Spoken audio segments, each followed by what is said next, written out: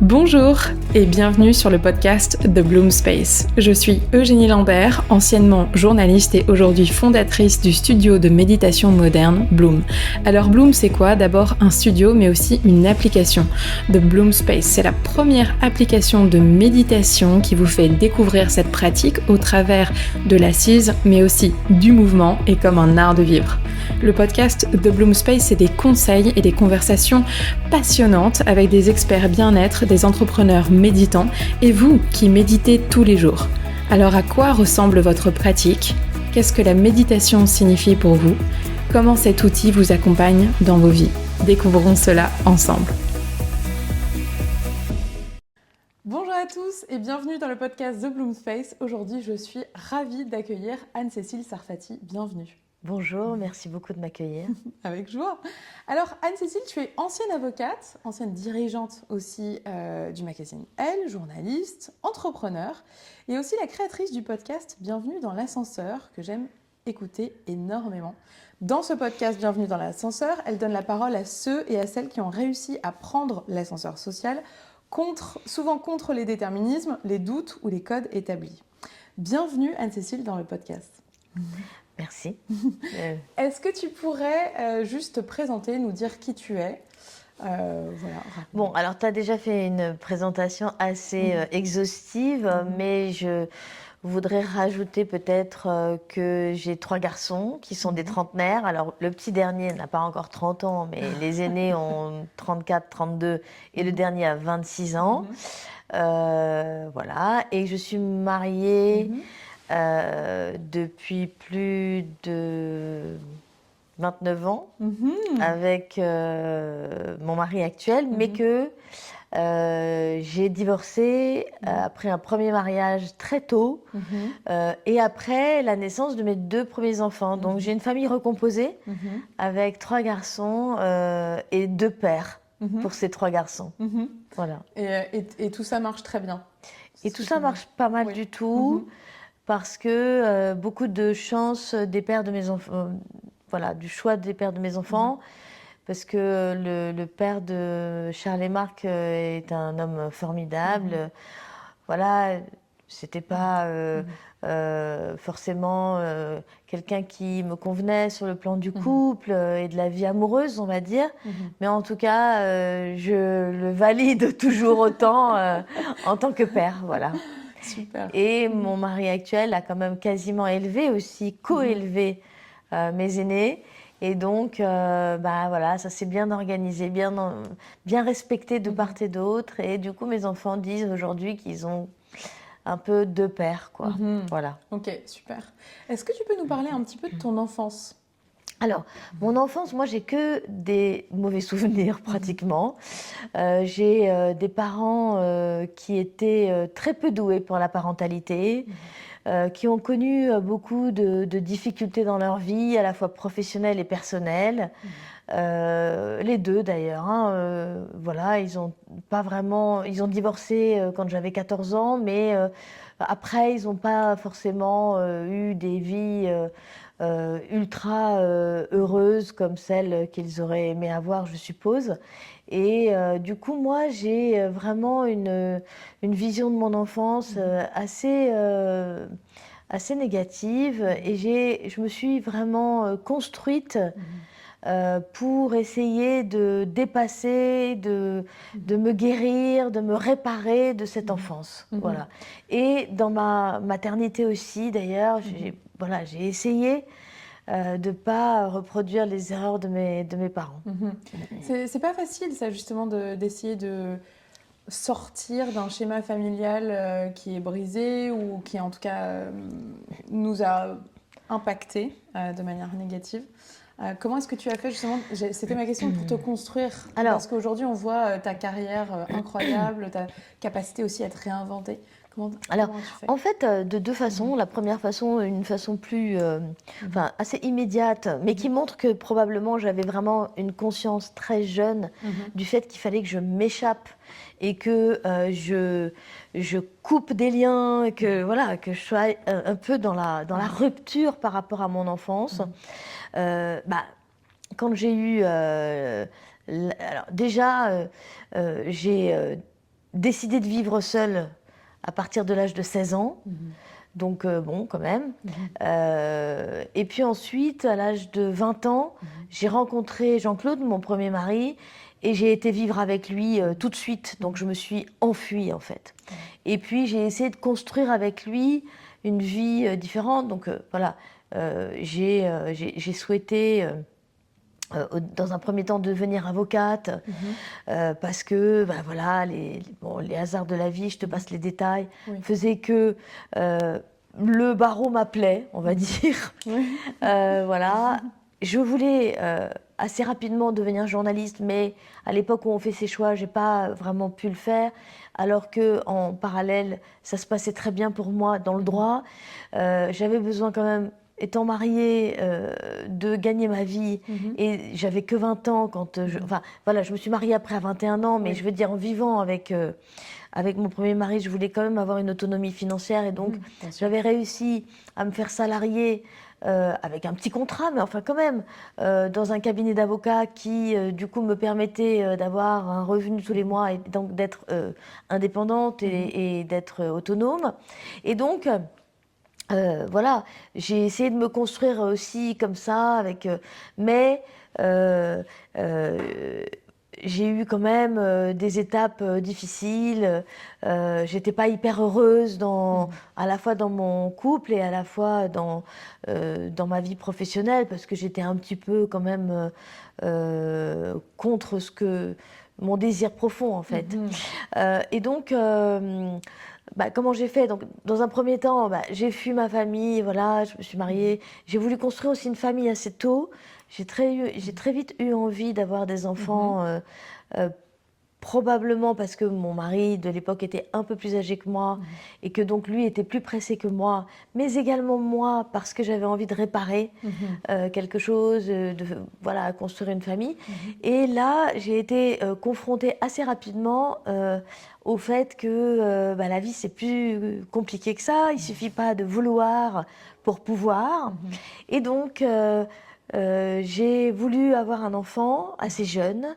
Et j'ai pas réussi tout de suite, ça venait pas, je n'avais aucun problème physique, mais je me suis dit, j'ai réfléchi un peu, que peut-être que en fait c'était moi qui inconsciemment n'étais pas totalement prête.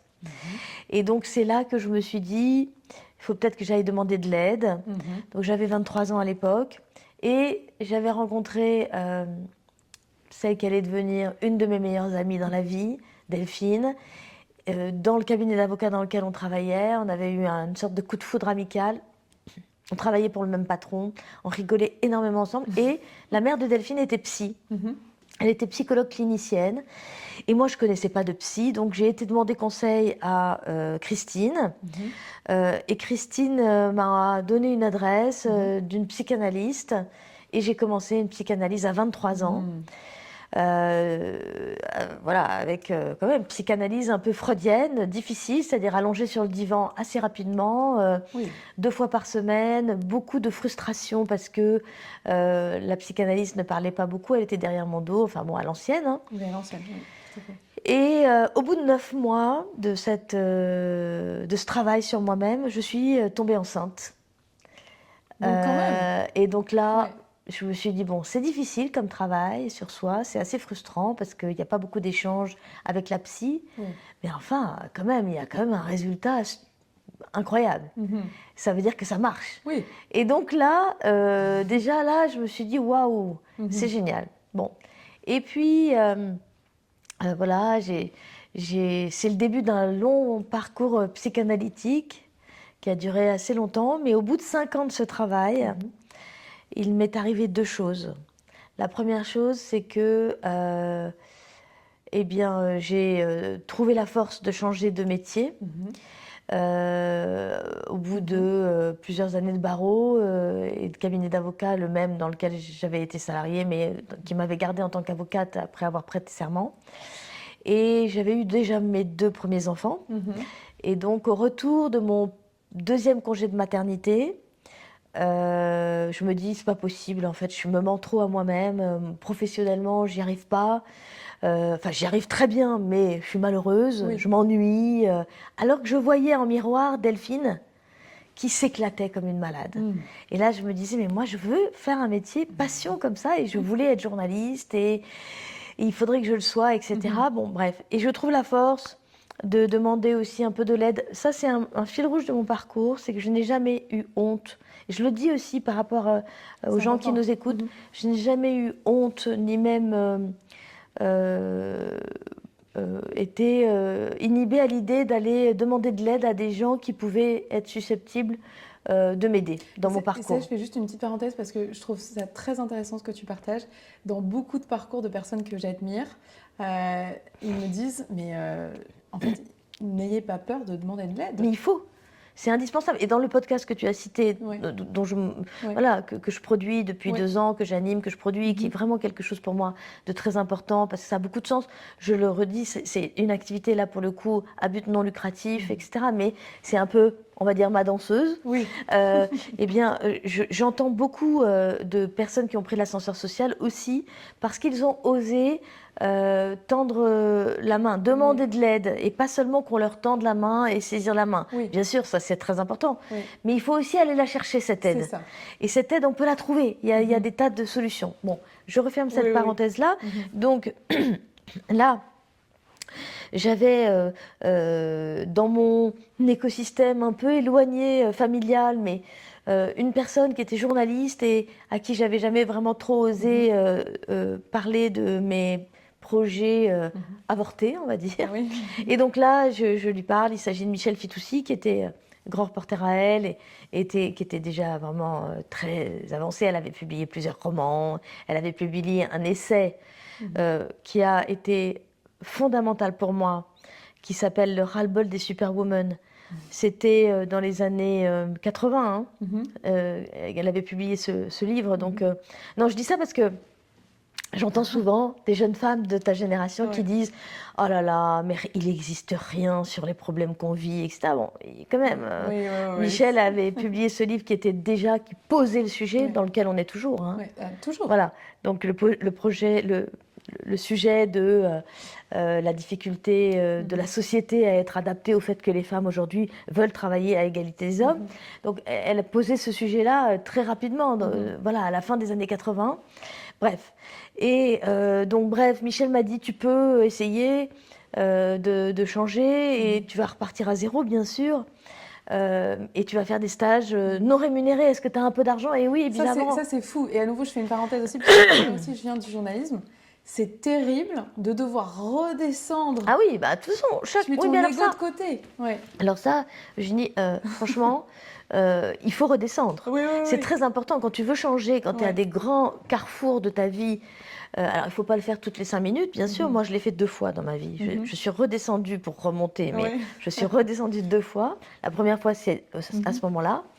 J'ai fait, voilà, j'ai renoncé au statut que j'avais d'avocat au barreau de Paris, dans un très grand cabinet d'affaires, avec quand même des bonnes rétrocessions d'honoraires, un bon niveau de vie, etc., etc., un statut quand même, pour redevenir pigiste dans la presse écrite et pas mal dans la presse féminine aussi. Bon, bref, voilà, et ça a été long avant que je remonte à un certain niveau de confort.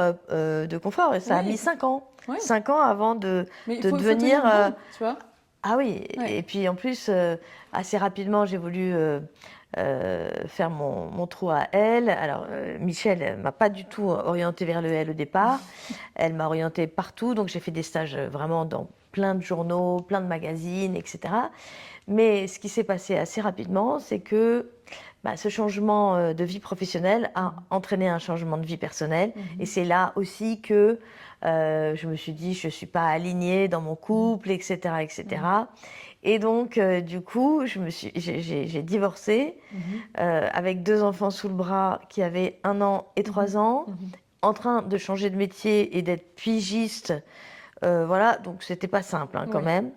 Mais en même temps, ce changement de vie personnelle, je pense, a été un grand moteur pour que ce changement de vie professionnelle fonctionne assez rapidement ou pas. C'est-à-dire que il fallait que ça marche. Il fallait que ça marche. Sinon, je pouvais pas changer de métier, quoi. Enfin, je veux dire, si je voulais changer de vie personnelle, il fallait que je redevienne avocate, sinon. Et donc, ça, j'ai une expression que ma mère utilisait beaucoup, la pauvre. Ma mère qui est morte il y a 20 ans maintenant, etc., mais qui était un peu marche ou crève, hein, ma mère. Alors, elle était quand j'étais une petite fille, elle n'était pas une très bonne mère, mais très rapidement, quand on est devenu adulte, elle était une bien meilleure mère. Elle aimait mieux être mère d'adulte que d'enfant. Ouais. Et d'enfant, encore une fois, elle était quand même vraiment difficile, quoi. Mais elle disait, l'épée dans les reins. L'épée dans les reins, t'es obligé d'y arriver. Ah ouais. C'était un peu violent, mais bon, je reconnais que cette expression, quand j'ai divorcé et que j'étais en train de changer de métier, je me suis dit, ma cocotte, je me suis dit à moi-même, l'épée dans les reins, il faut que ça marche, parce que sinon, il va falloir abandonner un des deux changements. Bon, voilà, pour revenir à la psychanalyse, donc voilà ce que la psychanalyse en 5 ans a produit chez moi. Et puis après, pour accompagner tous ces changements, j'ai changé de psychanalyste. Il se trouve que il m'est arrivé un truc, le deuxième truc qui m'est arrivé dans cette psychanalyse, c'est que assez rapidement après que j'ai compris qu'il fallait que je change de vie professionnelle et de vie personnelle, la psychanalyste qui était une vieille dame est morte. Donc là, en plein changement de vie, je me suis retrouvée seule. Ouais. Et donc, mais je ne suis pas restée seule longtemps parce que j'ai compris très vite qu'il n'était pas du tout question que je ne sois pas accompagnée. Et donc, je suis retournée voir Christine, la mère de Delphine. Et Christine m'a trouvé une autre adresse, et une adresse qui me correspondait beaucoup mieux par rapport à la question de la frustration du travail psychanalytique, parce qu'elle avait cette psychanalyste qui m'a accompagnée jusqu'à encore très récemment, parce que j'ai fait des arrêts, je suis retournée, enfin selon les...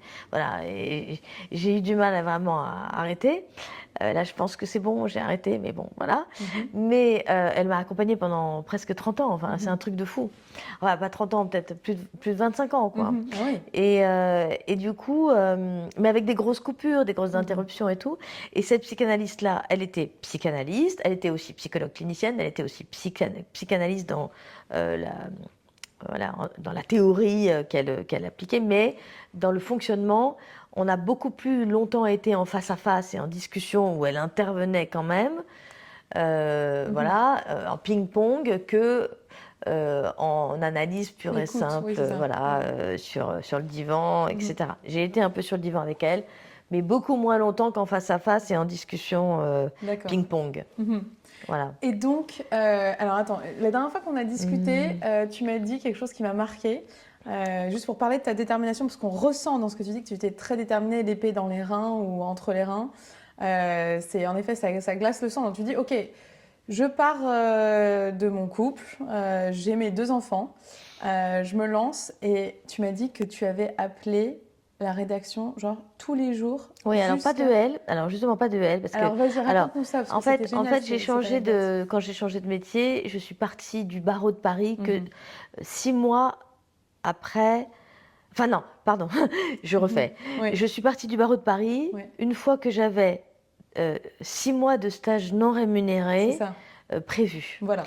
Quand je dis de stages non rémunérés dans différentes rédactions, donc je demandais des stages de 2 mois, parfois d'1 mois, etc. Donc j'ai été au Point, j'ai été au Nouvel Observateur, j'ai été à Biba, enfin bref, à l'événement du jeudi à l'époque qui était l'ancien Marianne et tout ça. Bon. Et c'est vrai que pour le Nouvel Observateur, j'ai téléphoné, j'ai harcelé le secrétariat du service dans lequel je voulais être prise en stage. Je sais pas, tous les jours, jusqu'à ce que ça marche en fait. Et au bout d'un moment, l'assistante du service m'a dit « Bon, c'est bon, je vous donne le rendez-vous avec le rédacteur en chef, c'est bon, arrêtez de m'appeler. » Donc voilà. Et donc elle m'a obtenu le rendez-vous. J'ai juste une autre personne à qui je dois rendre hommage aussi, qui m'a ouvert un peu son carnet d'adresses, qui est Rotel Krief. qui m'avait été conseillé par Michel Fitoussi qui m'avait dit tu vas aller voir Ruth, elle a beaucoup de contacts, etc. Elle va t'aider. C'est iconique. Et puis c'était une journaliste iconique, etc., etc. Mais Ruth à l'époque, elle m'a plutôt, elle a essayé dans un premier temps de me dissuader de ce changement parce qu'elle se disait mais elle est complètement folle celle-là, personne l'a attendue dans le monde du journalisme. C'était déjà difficile, hein. Je le dis à des jeunes de ta génération qui disent c'était beaucoup plus facile. Non, c'était pas beaucoup plus facile, c'était difficile déjà d'être journaliste. Il y a 30 ans. Oui. Voilà. C'est vrai qu'il y a encore moins de postes aujourd'hui. Je pense qu'aujourd'hui, c'est encore plus difficile, évidemment, mais c'était déjà très difficile. Tout à fait. Et donc, voilà. Et Ruth m'a donné pas mal de points d'entrée dans les rédactions, mais elle m'avait donné un point d'entrée au Nouvel Observateur qui ne marchait pas. Et donc, d'où la nécessité de harceler, d'harceler. Sa chance. Voilà, de provoquer sa chance. Bon, bref. Et puis, j'ai fini par être reçue par le rédacteur en chef, qui était un mec formidable, hyper drôle, s'appelle Claude Veil. Et donc, voilà, et j'ai eu un stage au Nouvel Observateur. Génial. Voilà. Ok. Et donc j'ai tellement aimé ce que je découvrais et je me sentais tellement là où j'avais envie d'être et dans le métier que j'avais envie de faire que j'étais prête, mais vraiment à tous les sacrifices. C'est-à-dire que voilà, j'étais prête en effet à redescendre, comme tu dis, c'est-à-dire à aller faire les photocopies pour les gens au début, hein, parce que c'était ça, stagiaire. Voilà. Et et bien puis, sûr, moi aussi, je faisais des cafés au début. voilà, les cafés, les photocopies et tout, je m'en foutais complètement. À la limite, ça m'amusait énormément intérieurement. Voilà, je trouvais que j'étais assez fière de moi aussi, de me dire, voilà, tu n'as pas été, comment dire, tu n'es pas bloqué par le statut que tu cherches à... Je pense que c'est la clé de la réussite, c'est d'avoir toujours cet esprit un peu frais, curieux, quoi que tu fasses, te dire c'est une chance. Je suis là, je peux utiliser cette opportunité pour être heureuse aussi.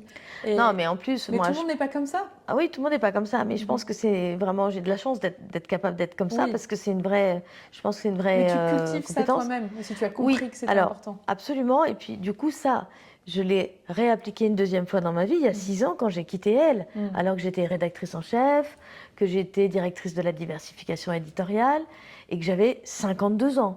Et donc là, quand même, il a fallu aussi accepter l'idée d'aller faire autre chose, de lâcher ce statut, de lâcher ce poste qui était quand même un des plus beaux postes de Paris, le réseau, tout ça. Alors en fait, le réseau, on le garde. Hein. Il y a des gens qui vous laissent complètement tomber parce que vous n'êtes plus la rédactrice en chef de Elle et que en fait, les gens pensent que vous n'avez plus rien à voir avec eux et que voilà. Et donc, ce qui les intéressait davantage, c'était le Elle plutôt que Anne-Cécile Sarfati. Mais vous avez aussi beaucoup de très bonnes surprises, de gens qui ne vous résument pas du tout au journal dans lequel vous étiez, à la grande marque dans laquelle vous étiez. Donc ça, c'est génial de le savoir. Et c'est génial d'avoir une posture intérieure qui est voilà, ok, je vais redescendre. Qu'est-ce que j'en ai à faire en fait? C'est pas le sujet en fait. C'est pas mon sujet en fait. Mon sujet c'est d'être bien, c'est d'être heureuse, d'être alignée, voilà, et d'avoir l'agilité de pouvoir justement reconstruire quelque chose, recommencer, me remettre à nouveau en mouvement. Et c'est formidable. J'ai une bonne copine de mon écosystème professionnel qui avait un énorme poste dans un grand groupe. Et à l'intérieur de son grand groupe, elle a demandé à changer, mais elle complètement. Et donc, elle a réussi à faire cette transition et tout. Elle est un peu plus jeune que moi, mais donc elle a plus de 50 ans. Et quand elle m'a annoncé son changement, je lui ai envoyé un texto en disant « Tu verras, c'est génial de changer à plus de 50 ans. Ça te rafraîchit, ça te réénergise, ça te redonne vraiment la niaque. Et à un âge où on est un peu fragilisé aussi quand même. Voilà. Non, c'est passionnant ce que tu dis. Alors, on comprend donc que tu es quelqu'un de déterminé, que tu as toujours réussi à changer de carrière, parce que finalement, je pense qu'il y a beaucoup de gens qui s'enferment dans cette vision de je vais faire un job. Donc, j'ai fait des études d'ingénieur, je vais être ingénieur, et puis c'est tout. Mais je trouve que la possibilité ou la capacité, en tout cas si on n'est pas heureux dans ce qu'on fait, de se réinventer et de s'offrir ce choix, on peut tous le faire. Alors, bien sûr, c'est facile à dire, mais on peut en tout cas oser rêver à quelque chose et tout mettre en œuvre pour que ça arrive. Mais on n'est pas obligé non plus de changer de boîte ou de changer de statut professionnel, je veux dire d'aller créer sa boîte pour ça. Exactement. À l'intérieur de elle, je suis restée 25 ans à elle quand même. J'ai fait beaucoup de choses très différentes. Et en fait, je pense que cette espèce d'agilité, enfin, je ne veux pas me jeter des fleurs en disant ça, mais voilà. Non, mais c'est vrai. En fait, c'est une sorte d'esprit entrepreneurial. Complètement. Et donc, moi, j'ai eu un esprit entrepreneurial, en fait, toute ma vie professionnelle, y compris quand j'étais en CDI à elle. Et du coup, c'est une copine de elle qui m'a dit ça l'autre jour, on parlait. Elle me demandait où j'en étais, tout ça. Donc, je lui disais, bah, tu sais, en fait j'ai pris mon risque là. Et elle me dit, mais tu as toujours pris ton risque. Même quand tu étais à elle, tu prenais ton risque. Parce que c'est vrai que j'ai changé à l'intérieur de elle. Voilà, au départ, j'étais pigiste. Ensuite, je me suis occupée j'ai été pigiste d'abord dans une rubrique pratique.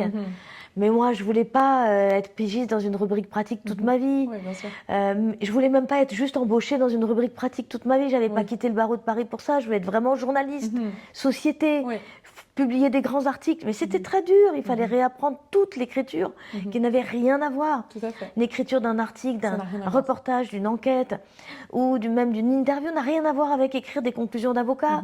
Donc il a fallu tout changer là-dessus. C'était difficile. Je ne dis pas que ça a été facile, mais j'y suis arrivée.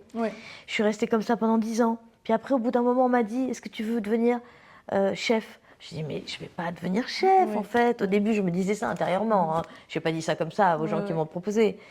Et voilà, mais après, je me suis dit, mais en fait, oui, peut-être que c'est l'occasion d'apprendre encore quelque chose de nouveau. C'est pas forcément pour ça que j'ai quitté le barreau, encore une fois, mais est-ce que c'est pas l'occasion de découvrir un nouveau champ, d'apprendre quelque chose? Et ben donc, du coup, j'ai dit oui. Et voilà, et à chaque fois, en fait, j'ai appris des nouvelles choses.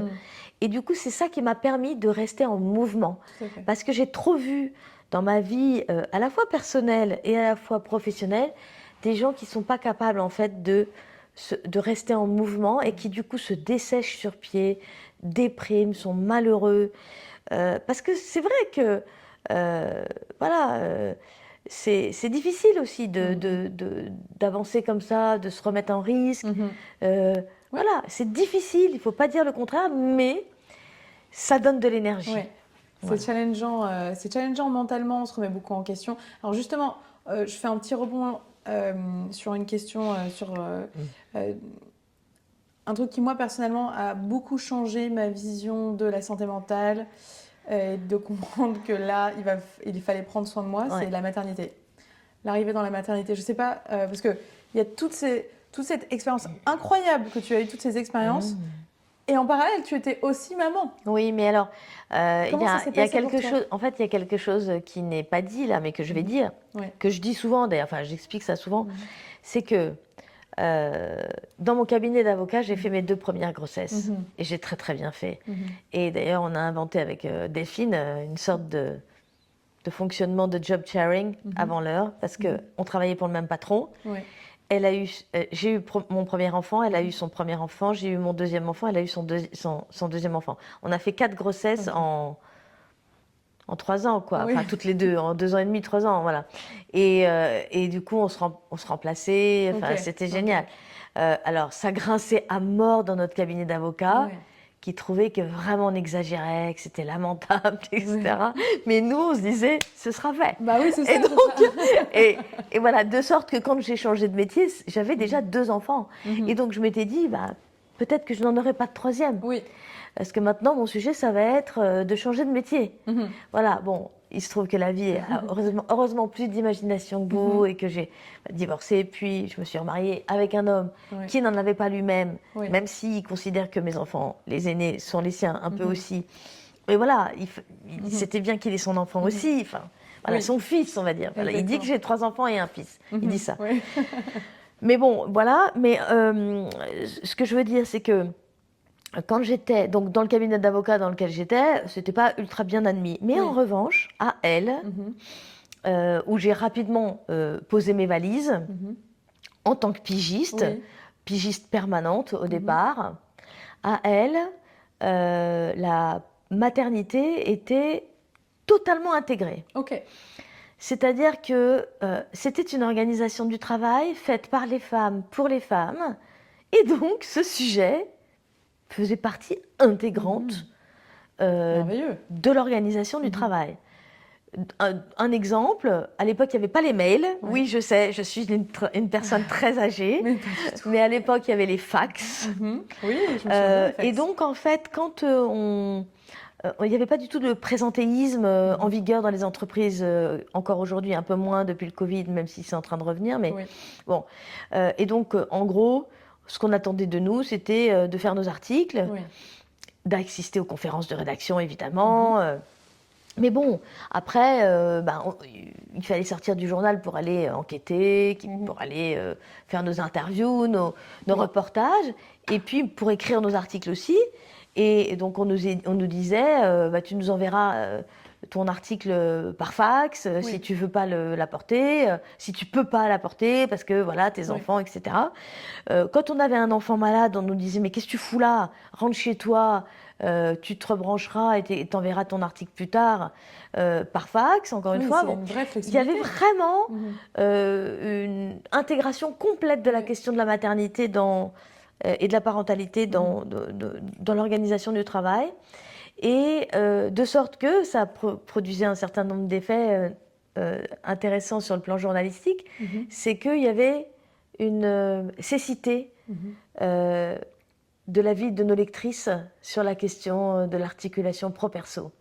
En dehors même, bien sûr, du livre qu'avait écrit Michel quelques années auparavant. Oui. Parce que moi, j'étais plusieurs années après Michel. C'est-à-dire que il y a eu le livre de Michel dans la fin des années 80, et moi j'arrive au journal, mes premières piges, je les fais au milieu des années 90. Donc on est presque 10 ans plus tard, et entre-temps, il y a eu un repli de ce sujet. Je veux dire, il y a eu dans la direction, personne ne se rendait compte qu'il y avait un énorme problème pour nos lectrices d'arriver à la fois avoir des carrières, à la fois avoir des vies personnelles équilibrées avec des enfants, etc. Donc c'est pour ça aussi que j'ai pris ce sujet-là. Dans mes sujets importants, j'ai pris ce sujet-là aussi parce que je voyais mes copines qui venaient pas que du journalisme, qui venaient qui étaient des avocates ou c'est des... encore un sujet tabou. Enfin, évidemment. Ouais. Et donc, il y a encore beaucoup de choses à faire. Oui. Voilà, c'est pour ça aussi que j'ai écrit des livres là-dessus, que j'ai créé le Forum Elactive en 2011, etc. Mais voilà, on voit bien quand même que c'est un sujet qui avance, qui recule, qui avance, qui recule. Et donc, pour moi, j'ai eu la chance inouïe d'être dans un écosystème professionnel où c'était pas un sujet. De sorte que j'ai toujours énormément travaillé, parce que j'aime travailler, et surtout j'étais passionnée, en plus je faisais vraiment ce que je voulais faire. Mais ça m'empêchait pas, une fois que j'avais rendu mon article, d'aller chercher de temps en temps mes enfants à l'école. Pas du tout tous les jours, attention. Pendant des semaines, j'y allais pas parce que j'étais en train de faire un article, de préparer mon article, mais voilà, la semaine d'après, je le prenais plus souple. Et comme j'étais pigiste, franchement, j'étais libre aussi de faire ça. Donc voilà, j'ai beaucoup mieux réussi ça, je pense, parce que voilà, j'étais aussi dans une organisation professionnelle plus parents friendly. Ouais, un écosystème adapté. Voilà. Et ça, c'est une vraie richesse. Et très franchement, c'est pas partout. Alors attention, c'était pas un endroit où il n'y avait pas de compétitivité, où il n'y avait pas de compétition, où il n'y avait pas de lutte pour les places, pour le pouvoir. Attention, je veux pas envoyer une image complètement fausse et édulcorée de ce que c'était d'être journaliste à Elle à cette époque-là, et d'ailleurs toujours, j'imagine toujours aujourd'hui. Je veux dire, ce sont des univers compétitifs, très compétitifs, et dans lequel il y a la même guerre pour un poste quand il y en a 3 qui veulent l'avoir. Donc voilà. Donc, ça aussi, c'est un sujet justement de santé mentale, d'être dans un milieu compétitif. C'est un peu la loi du plus fort. Oui. À Elle, il y avait vraiment quelque chose d'assez darwinien. C'est ça. Est-ce que toi, dans toutes ces expériences, tu as traversé des moments où tu as senti que ta santé mentale a flanché un petit peu? Quand j'étais pigiste, avant d'avoir mon CDI, etc., il y avait des moments où c'était difficile quand même. C'était très difficile. Vraiment, quoi. Il y avait une compétitivité acharnée. Donc, il y avait des moments où je me décourageais, je me disais, j'y arriverai jamais, j'arriverai jamais à avoir un vrai poste, etc., etc. Bon, voilà, donc, mais j'ai envie de dire que cette époque-là était plus simple pour moi. Oui. Déjà parce que j'étais plus alignée sur le plan à la fois professionnel et aussi personnel, parce que j'ai assez vite rencontré mon deuxième mari et qu'il est venu vivre avec moi et mes enfants très vite en fait, et que j'étais très heureuse et j'étais très amoureuse. Donc j'étais à la fois très amoureuse et à la fois très heureuse professionnellement. Et très heureuse d'avoir mes enfants. Enfin, franchement, c'était une jolie période. Donc, ça compensait beaucoup les difficultés que je pouvais ressentir de temps en temps sur la vie professionnelle, sur le fait que est-ce que je vais réussir à être embauchée, est-ce que. Comment est-ce que tu as réussi à prendre soin de toi? Alors voilà, ça c'est très sport, intéressant. est-ce que c'est de la- Alors ça c'est très intéressant parce que c'était difficile et Oui. objectivement, toute ma vie professionnelle a été exigeante, même encore aujourd'hui. Oui. Je veux dire, quand j'ai créé ma boîte il y a 6 ans, etc., après il y a eu le Covid, enfin je vous raconte pas, c'était une boîte d'organisation quand même d'événements en présentiel, donc il y a le Covid, voilà. Bon, c'était pas simple, etc. Mais je me suis dit, j'ai pas mal d'ambition en fait, même si c'est pas une ambition de pouvoir, puisque encore une fois j'ai quitté la question du pouvoir. D'abord j'ai été très ambivalente avant d'être dans une carrière avec du pouvoir, c'est-à-dire en tant que chef, puisque j'ai commencé ça à l'âge de 40 ans seulement, donc ça veut dire que c'était quand même pas forcément mon truc au départ. Oui. Et puis j'y ai renoncé de moi-même il y a 6 ans, donc voilà, 12 ans plus tard, quoi, Oui. quand même. Donc cette question du pouvoir n'était pas forcément ce qui me drivait. Oui. En revanche, ce qui me drivait, c'était le contenu de ce que je faisais.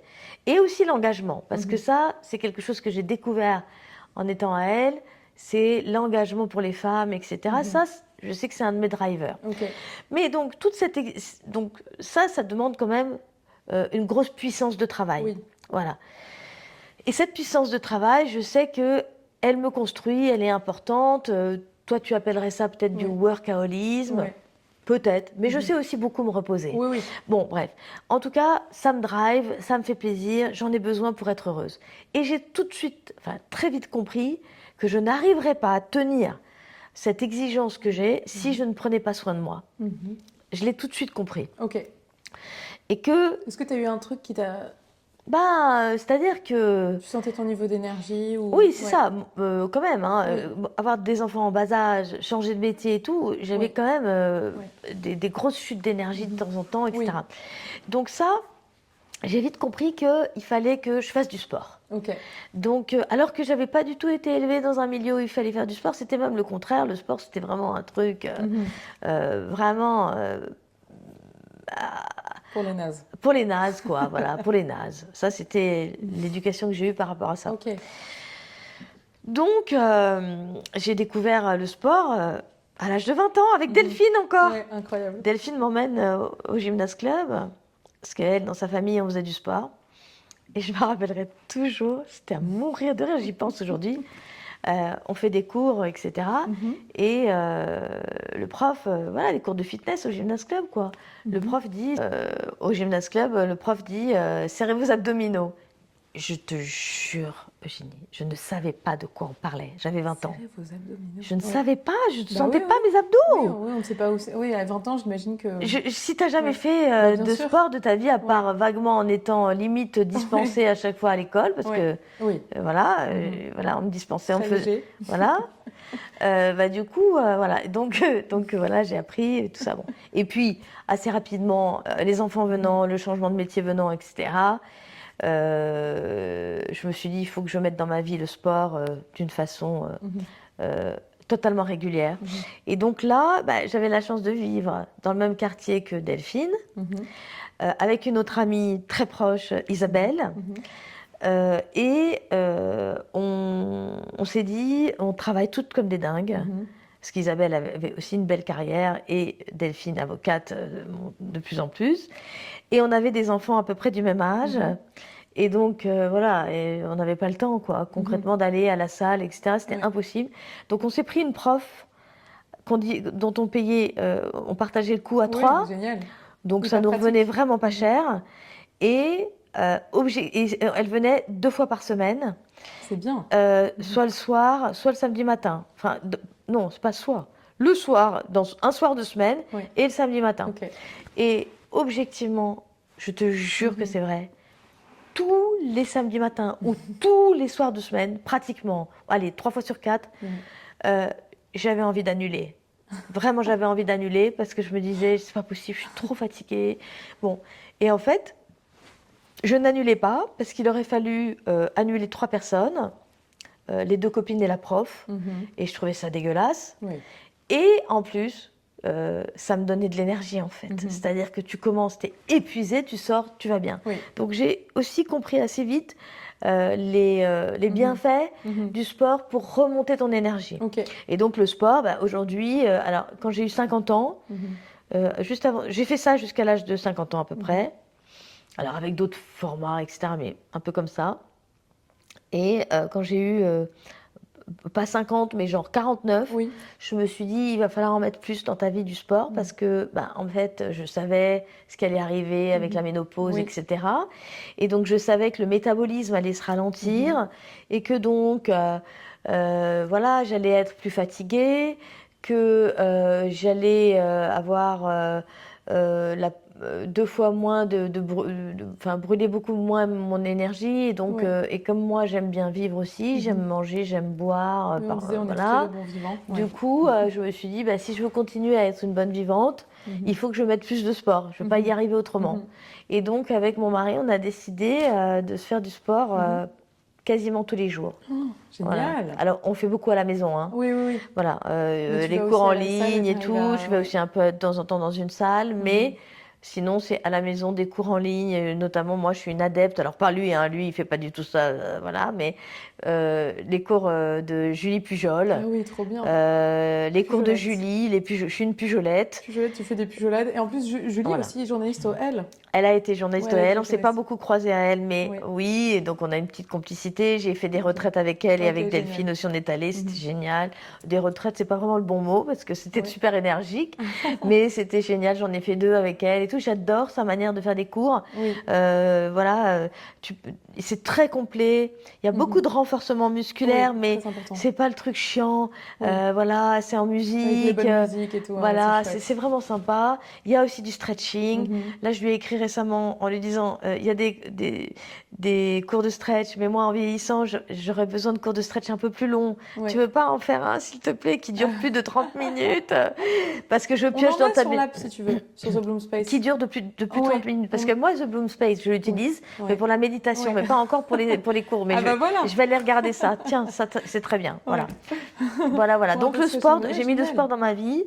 Et voilà. La méditation, là, tu viens d'en parler, donc tu en fais un petit peu avec The Bloom Space. Est-ce que tu en faisais déjà un petit peu avant? Alors, en fait, la méditation, d'abord, j'ai travaillé ce sujet journalistiquement parce que j'avais lancé aussi à Elle le forum Elzen. Et donc, dans Elzen, c'était vraiment toute la question de la santé mentale et physique des femmes. Et donc, évidemment, qu'il y avait la question de la méditation. Mais j'avais appris qu'au fond, on se fait un monde de la méditation. Tout à fait. C'est pour ça que j'aime beaucoup ta démarche, qui fait vraiment écho à la mienne à l'époque. C'est qu'en fait, il ne faut pas se prendre la tête avec la méditation. La méditation, c'est en fait un moment de recentrage, de respiration. Ça peut même être aller un peu plus loin que le mot méditation. Ça peut être du stretching. Tout à fait. Ça peut être, tu peux avoir des moments de méditation dans des séances de stretch. Tu peux avoir des moments de méditation dans des séances de sophrologie et dans des séances d'hypnose. En fait, tout ça se mélange bien. En clair, ce que je vois moi et que j'utilise et que je fais, c'est la nécessité de se poser et de respirer et de se ressourcer. Et donc, je me rends compte que je fais ça depuis longtemps, en fait, sans mettre le mot méditation dessus. Voilà. Oui, tout à fait. Et puis, ce que tu dis, c'est vrai. Alors, en effet, tu as les moments un peu formels où tu es vraiment dans cet état de méditation, où tu es vraiment très concentré sur ce que tu fais. Et finalement, c'est un moment de bien-être quand on est concentré sur ce qu'on fait parce qu'on ne pense pas à ces emails qu'on va envoyer, Oui. à ce qu'on a dit tout à l'heure ou je sais pas. On est vraiment... La méditation, c'est l'art d'être avec ce qui est là. Donc tu peux boire un verre d'eau en pleine conscience, même si ça paraît complètement anodin. En fait, tu peux prendre ce moment pour être juste concentré sur le verre d'eau, même peut-être ressentir un peu de gratitude, de dire c'est quand même chouette qu'on ait accès à de l'eau potable, ça sort de notre robinet, enfin, c'est juste magique, total. Ici quoi. et maintenant, Voilà, et ici et gratitude. maintenant. Oui, mais C'est ça. c'est vraiment vers ça que je vais de plus en C'est plus, ça. en fait. Ok. J'ai quand même envie de dire que Mhm. quand mes enfants étaient petits, Oui. c'était plus difficile de Bien trouver sûr. ces moments-là quand même. Mhm. Et C'est que normal. voilà, j'avais moins de temps pour faire ça. Et que objectivement, je suis beaucoup plus dans ce sujet-là, de la respiration, de la méditation, de l'hypnose et tout ça, depuis que mes enfants sont adultes et que j'ai plus de temps pour moi. Oui. Ça, c'est vrai. Et tu parlais d'un sujet qui est intéressant. Il n'y a pas longtemps, j'ai interviewé Cathy Clovier sur le sujet de la ménopause aussi. Et elle est devenue coach sportif. Donc, elle s'est reconvertie. Cathy est la fondatrice des restaurants Season à Paris. Et voilà, est-ce que tu trouves que le sport, ou en tout cas la méditation, c'est quelque chose qui accompagne aussi cette période? Ah, mais totalement. Ouais. Mais totalement. C'est-à-dire que c'est pas qui accompagne, c'est au cœur. C'est-à-dire Ok. que je vois la différence entre les copines complètement débordées Mhm. par ce phénomène hormonal traditionnel Mhm. et celles qui ont un peu anticipé ou qui, Oui. et qui changent quelque chose Mhm. dans leur bien-être, dans Oui. leur routine en fait psychocorporelle à ce moment-là. Mhm. Tout à fait. Je vois la différence, oui. Ok. Et je pense qu'en fait, il faut s'en occuper. Il faut s'en occuper. Que le sport est bon, moi ça me convient très bien, mais voilà, le sport aide aussi Oui. à sur le plan de la santé Ah, mentale complètement. Oui. pour affronter cette période qui est difficile, qui est objectivement difficile. Mhm. Oui, oui, tout à fait. Parce qu'on est déprimé tout d'un coup, on a des chutes hormonales, on est Oui. déprimé, alors qu'on n'a aucune raison, on se Oui, lève le oui. matin, on a envie de pleurer. Oui. Voilà, il y a des problématiques de prise de poids, il y a des problématiques de fringales, il y a des problématiques qui sont des cercles vicieux, Mhm. alors qu'à l'inverse, on peut faire un cercle vertueux. Oui, c'est ça. C'est-à-dire que le sport t'aide à... Vraiment, moi, c'est un peu ce que j'ai trouvé. Bon, après, chacun fait comme il Oui. peut, mais... alors, le sport varie, hein. Le truc de Julie Pujol Oui. est génial, parce qu'en fait, on peut faire à la fois du stretching. Encore une fois, j'ai de plus en plus besoin, en vieillissant, d'avoir des moments de stretching. Oui. Et d'alterner les trucs de muscu qui sont fondamentales au moment de la ménopause, parce que il y a la fonte musculaire, ça commence bien avant, mais encore plus à la ménopause, Oui. là, ça s'accélère Ça beaucoup. commence à partir de 35 ans, la fonte Oui, musculaire. voilà, C'est fou. mais disons que à partir de Oui. la ménopause, c'est vraiment encore plus Oui, drastique. important Ouais, ouais. et classique. Donc là, il faut lutter contre ça et il n'y a que des haltères, des barres et des Oui, trucs oui. comme ça, comme fait Julie. Oui. Mais ça, du coup, ça sollicite beaucoup les articulations, Oui. ça sollicite beaucoup, ça fait des douleurs, etc. Oui, oui, Donc tu te lèves le matin, parfois tu as des douleurs Ouais. qui sont liées à l'âge et faire alterner ces séances-là avec des séances de stretching qui te réalignent complètement, c'est génial. C'est génial. Parce que ça t'étire, ça te réaligne, et donc ça. Et puis ça t'aide aussi dans la posture, à te tenir droite, parce qu'en vieillissant, on voit bien les filles de mon âge, parfois, voire plus âgées, voilà, même si elles sont musclées et tout, elles n'ont pas forcément la posture, voilà, elles ont tendance à voûter un peu le haut du dos et tout. Et voilà, avoir des routines comme ça qui te réalignent, qui sont pas compliquées à mettre en place dans sa vie, surtout à une période de la vie où précisément il faut remplir un peu le vide qui vient de la famille, des enfants qui s'en vont, le etc., vide, etc. Ouais. Bon, la vie est pas trop mal faite là-dessus. C'est-à-dire que au moment où les enfants s'en vont, tu as plus de temps pour toi, du coup. Donc, du coup, il faut l'utiliser, ce temps. Oui. Il faut l'utiliser. Je dis pas que c'est simple, c'est pas simple, cette période-là. Mais il y a vraiment des solutions. Voilà. Moi, voilà, j'ai pas dans ma famille de cancer du sein, donc j'ai pris, je le dis, c'est pas forcément politiquement correct, mais je trouve c'est hyper important de le dire. Moi, j'ai pris le traitement hormonal de substitution. Voilà, je le prends et franchement, ça m'aide énormément. Ça m'aide pour le moral, ça m'aide pour les os, ça m'aide pour la libido, ça m'aide pour tout, quoi. Franchement, c'est génial. C'est chouette. Voilà, ça, plus le sport et plus un peu de méditation et de stretching et tout. Franchement, ça aide aussi beaucoup à tenir le cap. Alors, merci pour tout ça, c'est très important. J'aimerais qu'on parle aussi un petit peu de la nouvelle génération, la génération anxieuse. C'est pas une nouvelle génération, moi aussi j'étais très anxieuse. Oui, j'ai une anxieuse démente. Moi aussi je suis anxieuse, mais c'est vrai que cette génération, les stats montrent qu'à cause notamment des réseaux sociaux, de l'usage des téléphones, de l'isolation sociale, aussi que ça crée finalement en fait. Et puis la peur aussi environnementale et tout ça. Oui, tout à fait. La peur environnementale, l'anxiété liée à l'actualité qui en ce moment est très angoissante. On a une génération qui est très anxieuse. Donc ça y est, tu viens d'être nommée ministre. Alors tu as plusieurs casquettes, ok ? Ministre du Travail, ministre de la Jeunesse et des Sports. Je te donne ta baguette magique. Qu'est-ce que toi, Anne-Cécile Sarfati, tu mets en place pour... 3 mesures. Allez. 3 mesures. La première mesure, je ne sais pas comment, voilà, j'aurais étudié le sujet d'un point de vue beaucoup plus précis, mais j'interdis les réseaux sociaux et même le téléphone mobile aux enfants de moins d'un certain âge. J'aurais tendance à dire 15 ans, mais peut-être que ce n'est pas le bon âge. Je pense qu'il faut s'entourer de spécialistes, etc. Et j'accompagne les parents. Je lance une grande campagne d'accompagnement des parents, des écoles, des collèges, etc., des professeurs, pour aider à ce que ce soit vraiment respecté. Voilà. Pourquoi ? Pour la concentration, pour l'estime de soi et pour, bien sûr, les apprentissages. Voilà, les apprentissages qui sont totalement, à mon avis, enfin, c'est pas à mon avis, il y a beaucoup d'études qui montrent ça, entravés, bloqués par cette ultra-connexion des jeunes. Donc ça, c'est le premier sujet. Le deuxième sujet est un peu lié au précédent, c'est que, je ne sais pas comment, on ne peut pas obliger les gens, mais faire de la question du mouvement et du sport une priorité de santé physique et mentale,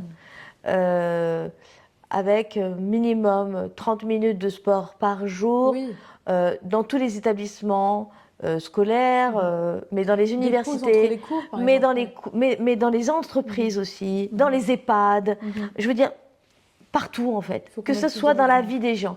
Parce que je ne crois pas qu'on pourra absorber cette révolution numérique qui par ailleurs est géniale et qui est quelque chose d'innovant, qui change, enfin, qui est extraordinaire, mais je ne crois pas qu'on pourra absorber ça humainement si on ne remet pas le corps au milieu du village. Oui, c'est voilà. vrai. Donc ça, c'est les 2 premières mesures. Après, j'ai une 3e mesure qui est plus liée à mes engagements, qui est pour aider les femmes durablement dans leur santé mentale et physique, mais surtout mentale.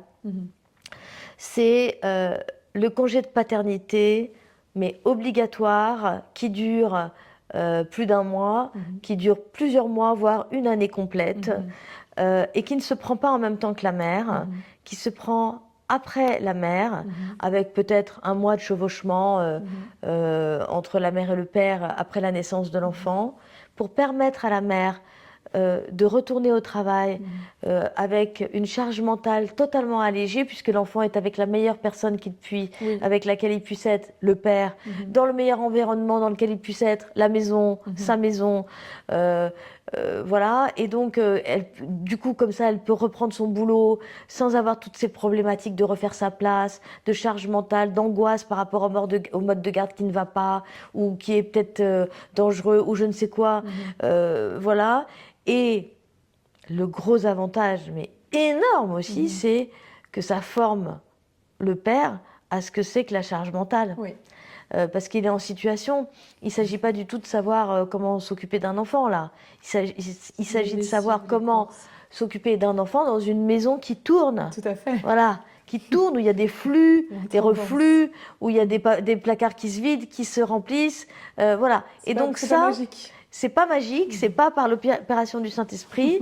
Et toutes les problématiques d'inégalité femmes-hommes dans le monde du travail et dans la société viennent aussi du fait que tout ça est porté par les femmes encore aujourd'hui. Voilà. Tout à fait. Génial. Super. Il faut qu'on les mette en place. Et donc ça, c'est des mesures qui sont en vigueur déjà dans les pays du Nord, qui ont prouvé vraiment leur efficacité. Alors c'est peut-être plus difficile à mettre en place. Bon, les pays du Nord sont des plus petits pays, donc peut-être que c'est plus simple dans des tout petits pays comme ça, mais il faut réussir à faire ça. On a une société qui est encore trop patriarcale. Oui, mais c'est aussi une société qui ne regarde pas ce sujet-là comme il doit le regarder, comme elle doit le regarder. Pourtant, c'est une évidence. C'est une évidence. Et toutes les problématiques de violence aussi qu'on a, etc., tout ça s'améliorerait beaucoup s'il y avait une égalité femmes-hommes dans la société, dans tous les milieux sociaux. Voilà. Et si on considérait que les hommes, qu'ils soient ouvriers ou ministres, doivent prendre le congé de paternité à égalité avec la mère de leurs enfants. C'est parfait. Voilà. Je suis déterminée. Il faut vraiment qu'on pousse toutes ces mesures parce que, en effet, tout ce que tu as dit, même la première mesure, j'ai lu un article comme quoi il y a un petit village en Irlande qui a complètement banni les réseaux sociaux et l'usage des téléphones avant 15 ans, justement. Je crois que c'est exactement l'âge dont tu parlais. Et ils ont déjà vu les bienfaits pour les enfants, la formation de leur cerveau. Bien sûr. Je parlais avec ma psy du fait qu'aujourd'hui, les enfants ne savent plus réfléchir par eux-mêmes. Ils demandent à ChatGPT. Ils demandent à ChatGPT. Et donc ça, c'est un problème parce qu'on ne sait plus trouver de solution. Et ça s'applique à notre vie aussi, notre vie personnelle, tout ça. On ne cherche plus de solution, donc on est déprimé. Donc on ne cherche pas le système D. Et le système D, il est super important pour nous. Génial. Bon, il nous reste quelques minutes. J'aimerais juste faire un petit focus sur ton podcast. Bienvenue dans l'ascenseur. Qu'est-ce qui t'a donné envie de... Voilà, tu disais, tu as quitté le magazine Elle, tu as décidé de lancer ça. Tu disais justement, ça t'a donné un coup de peps de te dire, allez, je me lance avec un nouveau podcast. Non, j'ai pas tout de suite lancé le podcast. Le podcast, je l'ai lancé il y a 2 ans. Ok. J'ai d'abord lancé ma boîte qui s'appelle Actuali, qui fait du conseil éditorial et événementiel pour des grandes entreprises ou des organisations professionnelles ou des collectivités territoriales ou des associations d'ailleurs. Là en ce moment je travaille pour l'association M'endors pas. Je vais lancer toute une tournée régionale de prévention sur la soumission chimique. Donc c'est surtout ça que je fais et qui me fait gagner ma vie. J'ai aussi pour des clients fait des podcasts. Et puis au bout d'un moment, je me suis dit, j'ai quand même envie d'un sujet 100% journalistique, non pas que ce que je fais pour des marques ou des organisations ne sont pas des sujets journalistiques. Parce que quand je travaille avec l'association M'endors pas, j'ai pas l'impression de faire du brand content, n'est-ce pas Et donc j'ai l'impression de faire quand même vraiment mon métier de journaliste. Ou même quand je fais un podcast pour la PHP sur les sentez-vous légitime des parcours de femmes qui racontent leur ambition à la PHP, mais qu'elles soient aide-soignante ou professeur de médecine, je n'ai pas l'impression de faire du brand content, j'ai l'impression de faire mon métier de journaliste. D'autant que là, c'était un client génial qui m'a dit toute liberté éditoriale. Si y a des choses qui remontent, qui nous font du mal à la PHP en tant qu'entité, en termes de, je sais pas moi, croiser du racisme, croiser du sexisme, voire des violences sexuelles, si ça remonte, ça nous arrange, comme ça, on sort. Donc vous voyez, c'est pas si stéréotypé que ça, le fait de travailler pour des marques et des entreprises et des grands groupes. Mais bon, malgré ça, je le dis parce que parfois, on vous soupçonne quand vous lancez quelque chose, voilà, comme vous êtes payé par le client, de pas vraiment faire bien votre travail. Donc je le dis, ça me semble important. Sur Bienvenue dans l'ascenseur, le système n'est pas du tout le même. Là, j'ai décidé de lancer mon podcast, mon média. et de le faire soutenir financièrement par des grands groupes. C'est pas du tout la même chose. Ils n'ont pas de droit de regard sur mon contenu en amont et ni en aval. Enfin, en aval, si ça leur plaît pas, ils peuvent dire que l'année prochaine, ils reviendront pas. Mais voilà.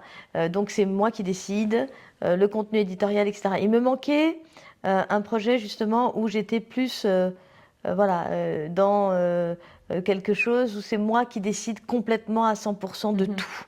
Voilà.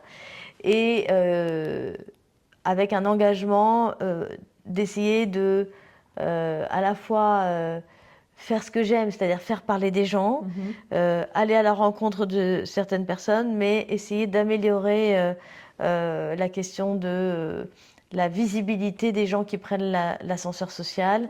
Parce que, en fait, je trouve que donc, dans ces parcours de personnes que je fais parler, l'identité éditoriale, c'est ni footballeur, ni humoriste. Parce qu'en gros, quand on vous parle de gens qui prennent l'ascenseur, on vous parle soit de Jamel Debbouze ou de Kylian Mbappé ou d'une top modèle éventuellement qui a pris l'ascenseur social.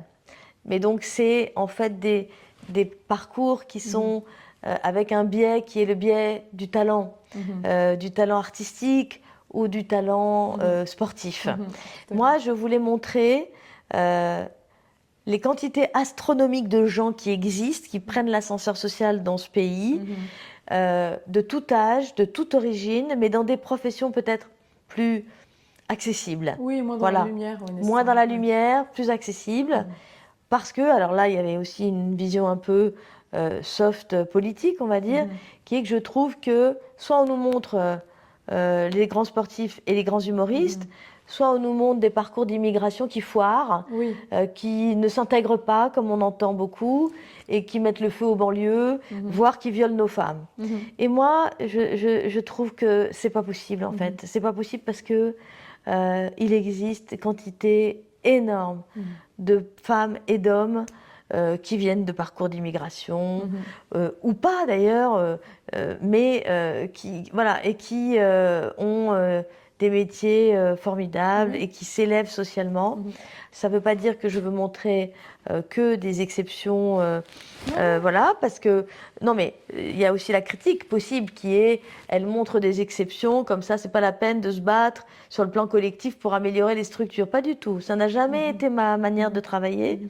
D'ailleurs, j'ai commencé par des podcasts 1 semaine sur 2 audio, et puis très rapidement, je me suis dit, ça suffit pas, il faut des hors-séries avec des experts de l'ascenseur social, je sais pas, le chercheur de l'INSEE ou de l'OCDE, mais aussi l'essayiste sur le travail, etc. Mais il faut aussi des hors-séries sur les associations qui font des choses pour lutter contre les inégalités des chances. Donc en 15 minutes, telle association, comment on y accède, qu'est-ce qu'elle fait pour permettre un meilleur ascenseur social pour les jeunes. Et donc de sorte qu'aujourd'hui, c'est un média qui dépasse largement le podcast hebdomadaire audio, puisque tout est filmé. Donc on a énormément augmenté notre audience et c'est un vrai média, c'est-à-dire qu'on a une newsletter qu'on shoot à une base de données qualifiée de presque 5000 personnes tous les mois. On a ces contenus toutes les semaines.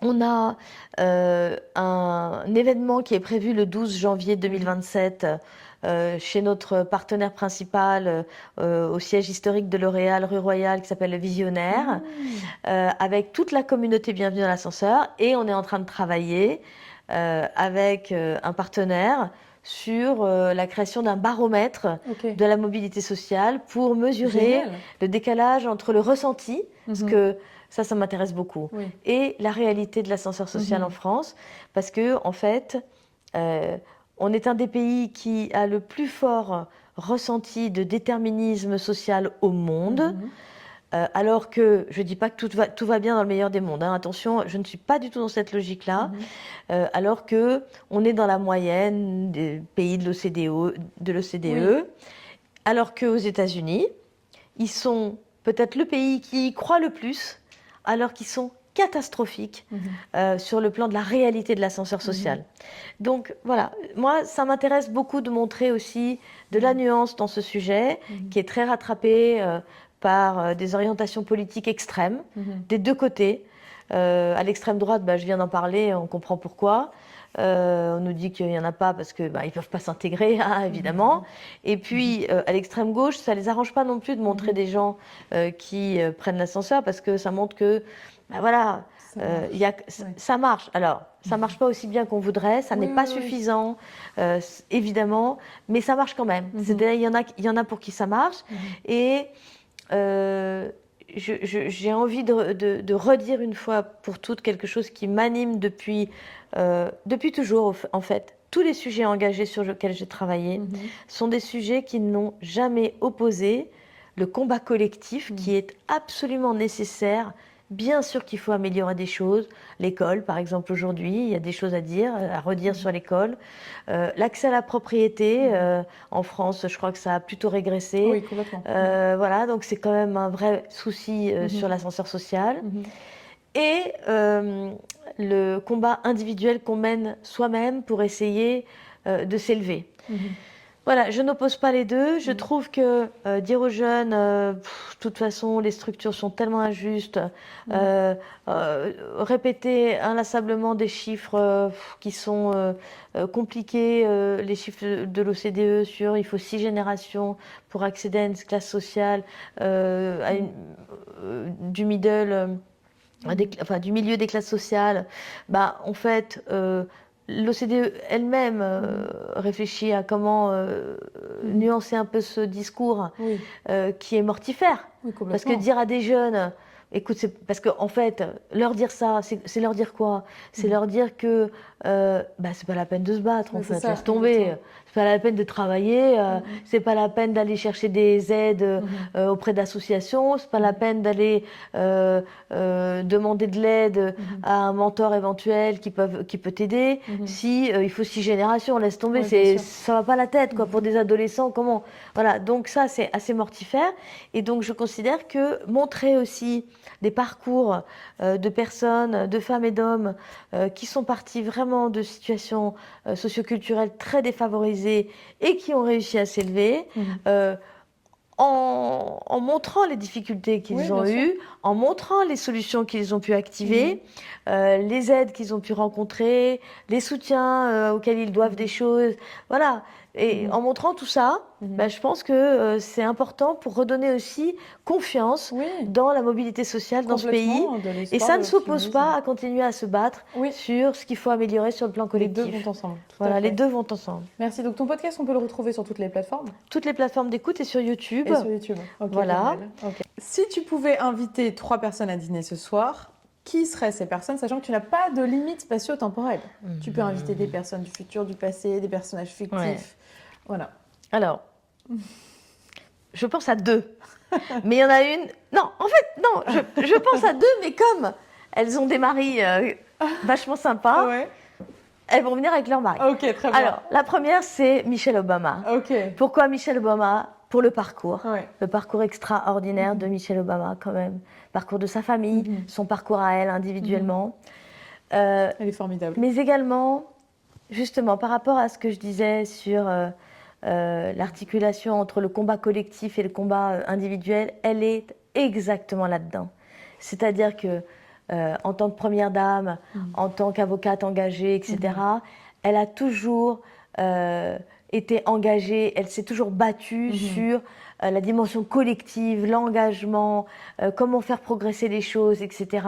Bon, voilà. Mais ce que j'adore en elle, c'est qu'elle n'a jamais oublié ce que soi-même on peut faire pour soi. Elle a même théorisé ça.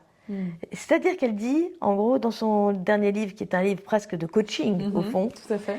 elle dit quelque chose du style, parce qu'il y a quand même... C'est bien de râler, c'est bien de se battre, c'est bien de dire ça va pas, d'aller manifester, d'aller s'engager collectivement pour un sujet, pour améliorer le monde, etc. Enfin, il y a quand même un moment où le boulot, il va falloir le faire. Voilà. C'est clair. Donc, Voilà, moi j'adore son Woman in articulation. Ouais. J'adore son articulation entre, voilà, bats-toi pour le collectif, mais bats-toi pour toi aussi. Oui. Donc ça, pour ça, Ok. j'adorerais la Michel. rencontrer. Ok, Michel. Michel. Et accessoirement, rencontrer Barack. Ah bah oui. Pourquoi Avec pas son quand mari. même. Voilà. Après, il y en a une autre qui est beaucoup moins loin de moi, que j'aimerais énormément inviter à dîner. J'ai déjà eu l'occasion de prendre un petit déjeuner avec elle. Il s'agit de Leila Bekti, Ah oui. l'actrice Leila Bekti. Leila, j'ai eu l'occasion de prendre un petit déjeuner avec elle et avec son mari et avec mon mari en marge du Festival de Cannes il y a quelques années quand on était, mon mari et moi, plus successful, n'est-ce pas? Plus bankable. Et donc c'était génial. D'abord, je trouve cette fille solaire. Je la trouve hyper intelligente. Je la trouve belle et surtout, je la trouve mais hilarante. Elle a un humour, mais elle est trop marrante, quoi. Ouais. Comme je suis quelqu'un par ailleurs qui aime énormément m'amuser, énormément rigoler, etc. Donc voilà, j'aimerais inviter Leila et Tahar. Eh bien, on va la taguer. Voilà. Donc Leila, si tu m'entends, viens dîner chez moi avec Tahar, s'il te plaît, je t'attends. Trop bien. Allez, une troisième personne. Non, bah non, ils sont Non, quatre. c'est bon, là, ils sont quatre. Ils sont quatre. Qu'est-ce que tu leur fais à manger? Ah, est-ce que je leur fais à manger? C'est quoi ton plat préféré?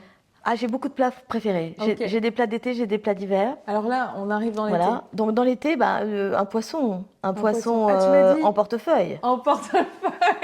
Un poisson en portefeuille. Juste Tu demandes ça à rapidement, c'est ton. quoi un poisson Tu en demandes portefeuille? tu demandes à ton poissonnier de te préparer, par exemple, un bar ou un saumon en portefeuille. Ok. Il va très bien savoir de quoi on parle. Il s'agit d'un poisson qui reste entier, mais dont on enlève toutes les arêtes. Ah, génial. Donc tu le mets au four 20 minutes, enfin 20 minutes ou 10, ou je ne sais pas ce que te dira le poissonnier. Tu fais à côté un peu de riz et des légumes. Et ça fait super plaisir à tout le monde. Et moi, je rajoute toujours une petite sauce avec des petites tomates coupées en tout petit, de l'huile, une sauce vierge, Ah, voilà. génial. Des petits oignons frais, des herbes, etc. Tout le monde adore, c'est light. C'est light. Et c'est sympa comme tout. Et sympa. voilà. Et des glaces pour le dessert, glaces. des glaces et des sorbets. Ok, donc Leila Voilà. et Michel, you have to come to Anne-Cécile. Voilà, c'est ça. Ça va arriver. Bah, on Pourquoi pas, verra. rien n'est impossible. Merci infiniment Anne-Cécile pour ton temps aujourd'hui. J'étais ravie de pouvoir échanger avec toi. Merci à toi. Et vous pouvez donc retrouver le podcast d'Anne-Cécile sur toutes les plateformes. Merci beaucoup, beaucoup, Merci Eugénie. infiniment Anne-Cécile. C'était super. Merci. À bientôt sur le podcast de Bloom Space.